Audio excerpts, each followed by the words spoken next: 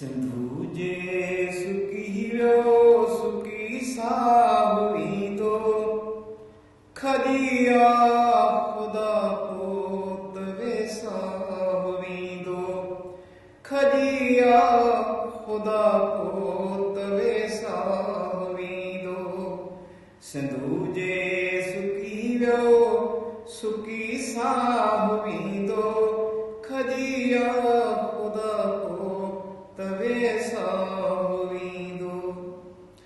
सिंधु बाबू इस्लाम इंसान भिया तोरे तुज़बूर कुरान भिया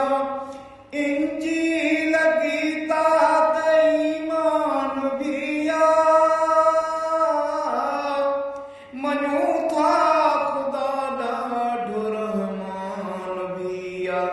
जे रहमत खां ख़ाली थी दरिया हुई दो खदिया खुदा पोत वेसा हुई दो तुझे नेमतुनि खां त इनकार कोन्हे मगर पाणी सिंध में थियो वसकार कोन्हे तॾहिं थो चवां तुंहिंजो सहकार कोन्हे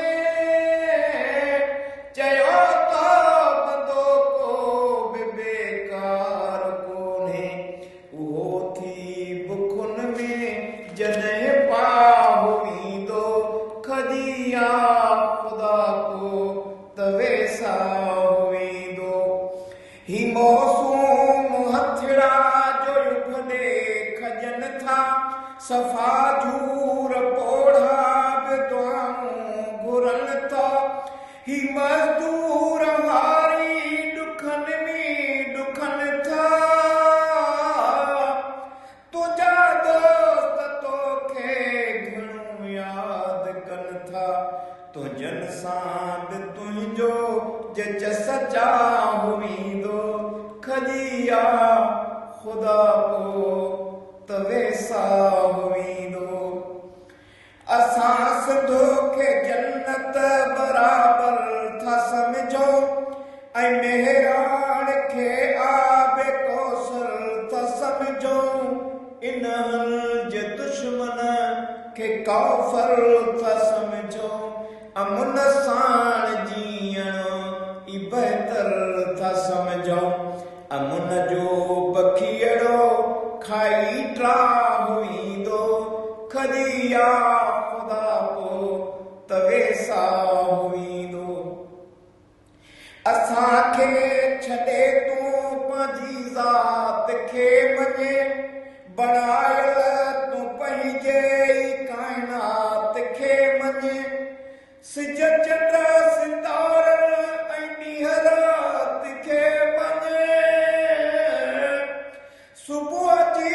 मिठी महल प्रभात खे मन